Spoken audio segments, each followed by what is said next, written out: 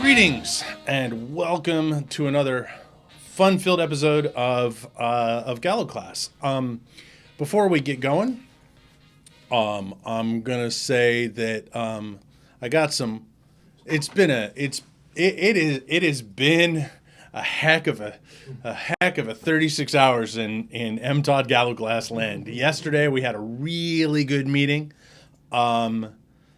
And I was on top of the world, and things were awesome. And unfortunately, I cannot give out any details yet because things aren't signed. But I can give you guys a clue that it's about the storytelling show, not necessarily about writing. But there will be, of course, because it's me, there will be some writing stuff attached to it. But I can't give you the details because nothing's quite signed yet. But that was yesterday. Yesterday was awesome. And today kind of, especially in the last hour, kind of sucked. I got some harsh news about a thing. And so right going in, I shouldn't have checked my email, but it was just right there. And I was like, oh, that thing. So, venting about it's helping me a little bit, get my energy up, because those of you who know me know that I really like a good self-righteous rant. So anyway, welcome. For those of you who are new, welcome to Gallowclass. I am your host, Michael Todd Gallowglas. I write under the nom de plume M. Todd Gallowglas, and at some point I'll do a thing about why I went with the first initial. But we're here occasionally, once in a while. My esteemed producer, Cody, will show up in the feed. He's right there, and we will chat and we will banter, and I will try and remember to move over. There we go. Awesome. Because anyway, so that's that. A couple of housekeeping things before I get into today's lesson. Twitch has a reward system, and we're still figuring out what we want to do with the reward system. You'll get points or whatever we decide to call them for watching and different kinds of things, and I don't know exactly what those are going to be, but I want to hear from you guys what specifically kind of things you would like to be able to turn those points in for. Anything. I may not do them, but I'd love to hear them, because even if I don't do the specific thing you ask about or say, hey, we'd like this, it may spark my creativity going off and I'll come up with something awesome. Brandu just subscribed with the tier 2 sub, and Maldarian just gave 1,000 bits talking about a reward system. All right. Thank you. I really appreciate it. And Maldarian, and I see you tomorrow, I'm going to give you a high five. Okay. So we're going to get going right into it. I've spent the last 2 weeks really kind of figuring out what I wanted to talk about this week. I've got some different, this lesson, I've got some different things that I want to talk about. But one of the first things, and this has really kind of been in my own studies of writing and my own path, and also as I get ready for this year's convention and event tour, I guess tour makes me sound all like, ooh. But my event schedule, where I'm going to be talking to a lot of people, a lot of different writers of varying skill levels. There's kind of this inaccurate statement, and Stephen King said it, and other writers have repeated it or rephrased it, and it's not entirely accurate. And that is, to be a writer, you need to read a lot and you need to write a lot. And while on the surface that's true, you do need to read a lot and you do need to write a lot. And I hear a lot of writers, a lot of beginning writers sometimes will go, okay, I'm being hyperbolic a little bit there when I say a lot, but I hear it more often than I should when they say, well, I want to be a writer, but I don't really read, which is like, what? But I want to go deeper into that statement, because reading a lot and writing a lot isn't enough. Real quick, before you go on, I just want to jump in. I'm going to jump in here real quick. Brandu just gifted subs to 5 people in the channel. So there are 5 more subs in the channel thanks to Brandu. Oh my God! Thank you, Brandu. Oh, thank you. Oh, awesome. Thanks. I so appreciate it. Wow. Whoa, blown away. Start. I'm like, okay, I don't know what to do. Now I'm usually quicker on my feet, but that is awesome. Okay. So, and what do I mean by it? Read a lot, write a lot isn't enough. If we're serious about being the absolute best writer we can be, and we have to be these days, between the changes in the publishing industry and the explosion of the indie book revolution, it's not really enough for the career-minded author. It's not enough to just churn out books and churn out books. And you can, and I can think of a couple of guys and ladies off the top of my head, which I won't mention because I don't want them to beat me up some night when I'm wobbly after a night of BarCon at some event. But they were on top of the world and got a bunch of support early on, but then people wandered off because they weren't up in their game. I was just at Barnes & Noble today, and an author who I've admired for a long time, who has quite a few books out over a long, long career, I went and I looked I was, of course, in the science fiction fantasy section. They had 3 titles on the shelves. One was like the 4th book in a second series. They didn't have any of the other books in the series out. And it was like, wait, what? How is this possible? And then I realized the industry is really, really cutthroat. And if you want to not just get out there, but get out there and thrive, you have to constantly be up in your game. So really, read a lot and write a lot is no longer enough. So I'm gonna talk about read a lot. Reading a lot isn't it. We can't just read a lot. What we need to do is we need to read widely, and we must always, always, always be judging the quality of what we're reading, because our writing is going to be reflected by what we read. We must avoid the mediocre and even the merely average in our reading habits. As a writer, I firmly believe that every one of us needs to schedule reading time and hold that just as sacred as our writing time.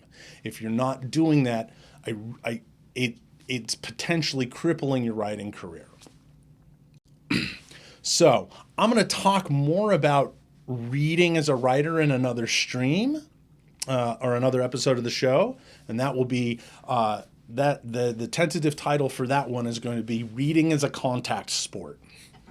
And so I'm going to go really in depth. But now what I want to do for specifically tonight is really talking about writing a lot and how just writing a lot isn't enough. Ray Bradbury talks about you have to write 1,000,000 words and then throw them away. Everybody talks about writing every day, write 1,000 words a day, write X a day, churn out. And where, yes, we want to write and generate lots of material, if we really want to master the craft and mechanics of writing, what we need to do is we need really practice. We need to write words for no other point than the sake of practicing getting better. Okay? The first step to that is a deep study of the craft and mechanics of writing. And I like saying craft and mechanics because they're slightly different things. Mechanics is good writing.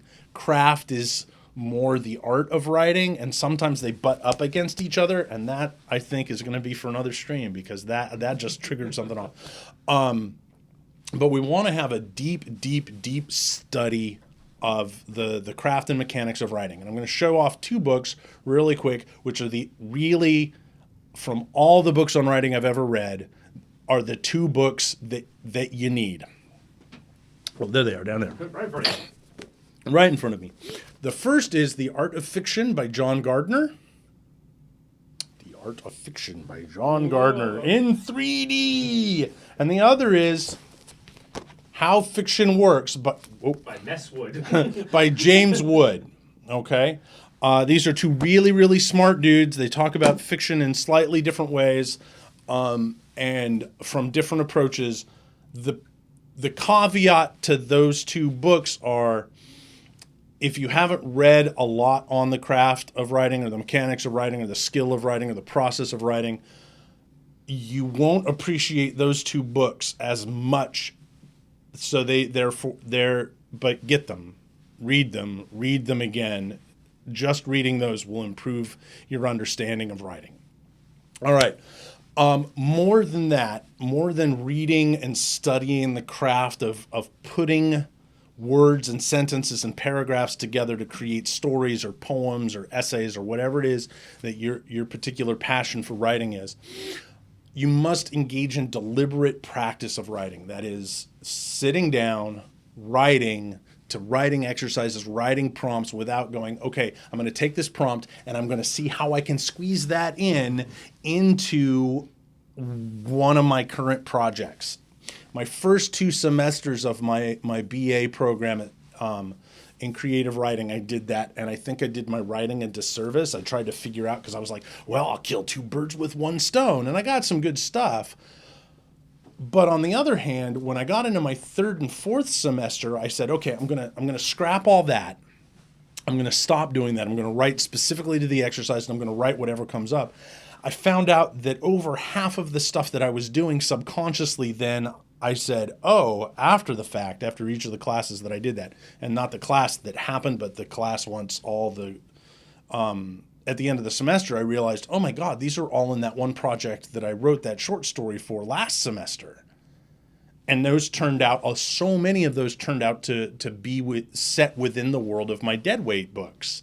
And so subconsciously, you will work on the stuff that your creativity wants you to work on, but you won't be constrained by your preconceived notions. And by doing that, my deadweight books were so much stronger, because I was like, oh, I'll take these. And then I was also saying, okay, that particular thing right there, that way that I was going down, that doesn't really work for what I'm trying to do. So it's very important that you don't try and pigeonhole your writing practice into being for the works that you're intending for publication. More often than not, they will work out to do that, or you will be able to turn them into something for publication. So here's the other thing about your writing practice. It has to be structured. Whether you get a book of writing prompts, whether you're taking a writing class, for those of you who are in here, I'm pretty sure I'm preaching to the choir a little bit, because you guys are here. One, I know a couple of you are here to support me, and I thank you so much for being here. Some of you, I hope all of you are here to learn a little bit more about the process, the craft, being a better writer. So it requires structure, exercises, classes, and then write them out, write your exercises. And then once you write the exercises, it's not enough to write them. You have to reflect on them. You have to understand writing enough to go, okay, did I succeed? Was this successful? And not every bit of practice is going to be successful. And then you try it again, and you try it again, and you try it again. The other thing that you need is outside voices. And this is different than a writing critique group. This is not feedback on something that you're trying to get published. This is, you want specifically somebody who's going to judge this piece of work as whether you were succeeding in whatever the prompt or the exercise or whatever is. And that person needs to be at your skill level or higher. And that's the tricky part. You have to, that takes a lot of self-reflection, is understanding where you are and also understanding where somebody else is. So it's a writer group. It's a writer group that's specifically targeting just improving your writing exercises. It's a workshop class. It's a writing partner. It's a writing mentor, somebody that you trust to be able to say, yeah, this didn't work, but oh, this sucked. Not somebody like that, but somebody who said, hey, I think you're not getting, I think you can do better. You're not going as deep as you could be in this. Hey, check this out. All right. Now here's the kicker. And this is what most writers who I talk to, when I talk to them about practice and about everything like that outside of academia, you have to do this minimum once a week. Preferably, for best results, do it daily. It's like any other skill. You have to work out. You have to practice. You have to push yourself and push yourself and push yourself and push yourself. All right. So that's basically what I have to talk about today. So I'm going to open it up. Do you guys have any questions? Feel free to put those in the chat. I will be happy to answer them. And look over my notes. That's pretty much straightforward. You plug your book of writing exercises. Oh, no, I wasn't going to plug my book of writing exercises. I was going to plug one of my teachers' books of writing exercises. I have a book of writing exercises. You can get it on Amazon or whatever. I want to plug this book. I just got it. I haven't read much of it because I just got it a couple weeks ago. This is Fruit Flesh. It's by Gail Brandeis. And it starts off with a bit about a strawberry. When I took a workshop class with Gail, and she was my mentor in the fall last year and helped me develop the beginning of my thesis. In our workshop, she had an exercise where everybody got a strawberry. And we had to take 5 minutes to explore a strawberry and just look at it, and we had to explain the strawberry in any sense except taste. So, and it was kind of like the part of the exercise was about re-examining the world. All right.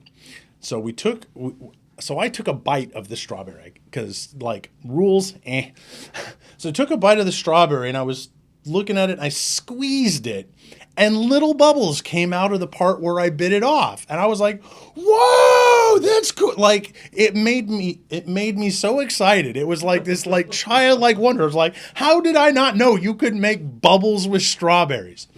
Anyway, this is called Fruit Flesh, and it's a bunch of writing exercises and ideas about thinking about writing from the perspective of different fruit. Now, it says on the cover, seeds of inspiration for women who write. Ignore that. I've flipped through it a little bit, and it's just really, really cool. And Gail is phenomenal, and she will change so many ways that you think about writing. And there's prompts, and there's exercises, and ideas, and poems, and this will help you rethink stuff about your writing. So I'm going to plug that book. You should go get it, study it, and worship at the feet of Gail Brandeis. I want to say a quick little note. Maldarian says self-care is important in that process. Yes, absolutely. Self-care is absolutely important in the process, even when we're studying the craft of writing. But as you guys, the one of the things that I hate is the write every day. Sometimes we need a day off. Kids get weekends from school. They get holidays. So do people who work regularly. We need to, though, we writers, we have to go and recharge our batteries and go experience things, and so that we have stuff to write about. So yeah, thank you for bringing that up, Maldarian.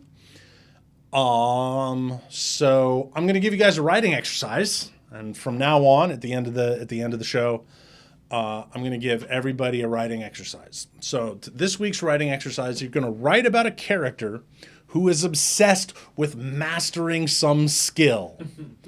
And they're not really good at it, but they really want to do it really badly. And you get to decide what the skill is and why specifically this character is obsessed with mastering that skill.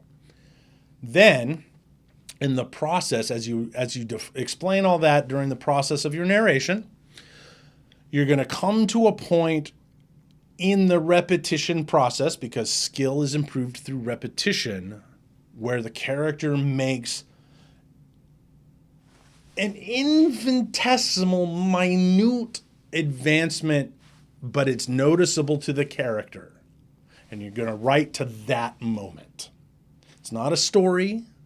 It's not anything that you're going to send to someplace. It's just you're going to write up, and you're going to write up to that moment of epiphany, and you get to decide on whether that's something celebratory for the character, or it's something that just frustrates them because it's not as much as they wanted right now.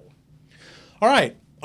So thank you very much for hanging out. Again, if I teach writing classes beyond this, if you go to my website, www.mtoddgallowglass.com/Gallowclass.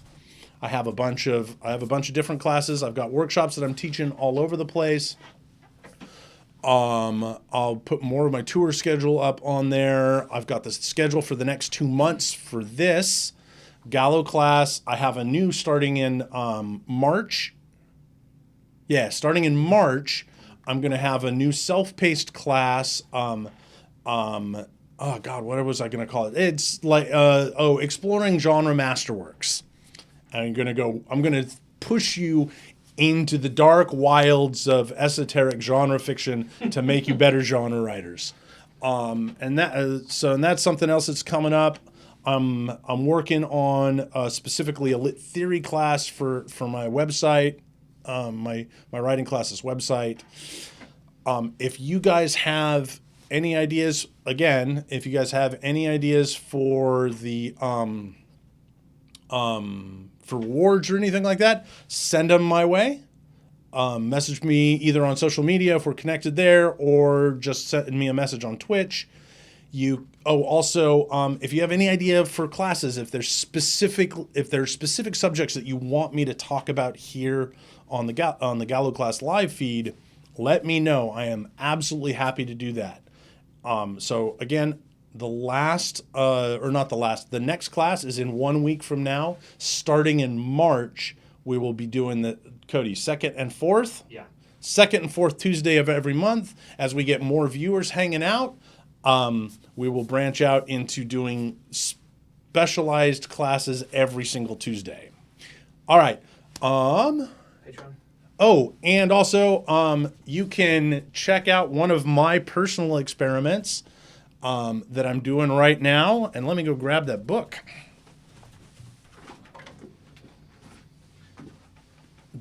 Back into frame. All right. So on my Patreon page, I'm doing an experiment this year. It's called the 9/10ths Project. I'm writing it 1 page a day, except the end of every month. I've figured out that I have enough pages, just barely, to write 2 pages at the end of every day.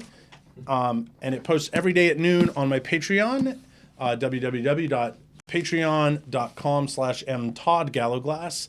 And the 9/10ths Project is free for everybody to read. You don't have to support my Patreon, but I hope some of you will.